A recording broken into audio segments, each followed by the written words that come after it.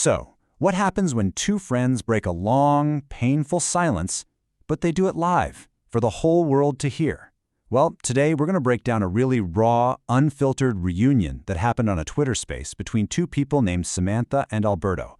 It's just a fascinating and super emotional look at what friendship even means in our digital world. And this is where it all kicks off. I think I'm gonna cry. These are literally Samantha's first words when she joins the conversation. Right away, you know this isn't just some casual catch-up. There is some serious history here, a lot of emotion on the line, and you just have to ask, why? Because this reunion is happening after a year and a half of total silence. 18 months. I mean, think about that. In the online world where things move so fast, that is basically an eternity. So this isn't just a chat. It's them trying to build a bridge across this massive digital and emotional gap. Okay, so how does a reunion like this even get started? Well, it begins with this really interesting tension, It's all this raw human feeling crashing right into the clumsy, awkward reality of the digital world.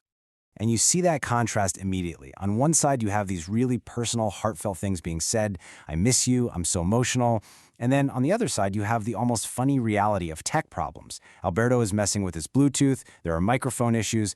It's just the perfect picture of a real human connection trying to happen, but it keeps getting tripped up by the very technology that's supposed to be making it possible. All right, so after they wrestle with the tech issues, they finally get to the core of it. This is where they start using their words to actually rebuild that bridge. The apologies, the explanations, it all starts here. And Alberto, he makes the first move, which is so important here. He immediately makes it clear that the silence had nothing to do with him not caring. He's not bad. He's telling her that his friendship, his love for her, never went away. And that just creates this foundation of safety, right? It makes it okay for her to open up, which you absolutely need after such a long, unexplained silence. But to really get the depth of this friendship, you have to know what created it in the first place. This was not built on, just casual chats about movies. It was forged in some serious shared adversity. And there's actually a psychological term for that.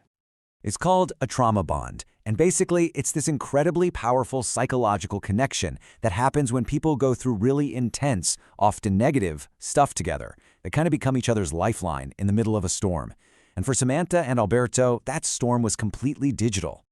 And look, we're not talking about a bad Wi-Fi signal here. Look at this list. These guys were dealing with constant cyber attacks, actually finding spyware on their phones, helping each other through family members getting targeted by scammers. That feeling, that nonstop, draining paranoia of always being watched, that was the fire that bonded them together so tightly. And what's really incredible is that they know it. Samantha herself brings up the phrase trauma bond. She recognizes how intense their connection was, but then she immediately cuts right through all that psychology to the simple truth. Yeah, all that bad stuff happened, but underneath it all, she just missed her friend. Now, to really understand this whole dynamic, we've got to talk about Alberto, the host of this space. He is the other half of this equation, and he is a truly unique, kind of complicated online character. You see, there are kind of two sides to him. On one hand, you've got Alberto the activist, this serious digital rights warrior who goes after his own government for data breaches.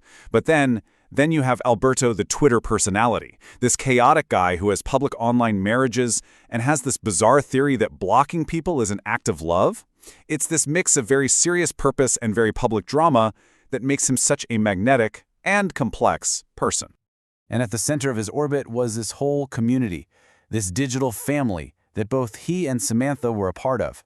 All through their conversation, you hear them bring up these names, old friends, old allies from their tight-knit group, a group that, as Alberto sadly points out, has pretty much fallen apart, which makes this one-on-one reunion with Samantha feel even more important. So how do you reconnect when so much has changed? The trick isn't to pretend everything's the same. No. It's about looking at what's different and then figuring out what actually lasted. And their new reality is this mix of loss and things that have somehow stuck around. They both agree Spaces just doesn't have that magic anymore, and that their online family is gone. But then look at what's still there. The genuine affection is still there. Alberto still has to interrupt the conversation to go buy cigarettes, which is an old inside joke between them. And that shared paranoia, the very thing that formed their bond, yeah, that's as present as it ever was. And this This is the resolution. This is where it all lands. After working through 18 months of silence, all the tech issues, all the painful changes, they get to this simple, powerful truth. The connection they had was real, it survived, and just talking to each other again has brought them both this real sense of peace. It's just a beautiful, simple end to a very, very complicated digital story. So what do we take away from all this? I think this one single, intimate conversation is like a little snapshot of so many of our modern relationships. It really makes you ask, right? In a world of these fleeting digital interactions, these intense trauma bonds, and carefully crafted online personas, what is it that actually lasts? What's the thing that makes a friendship truly real? Definitely something to think about.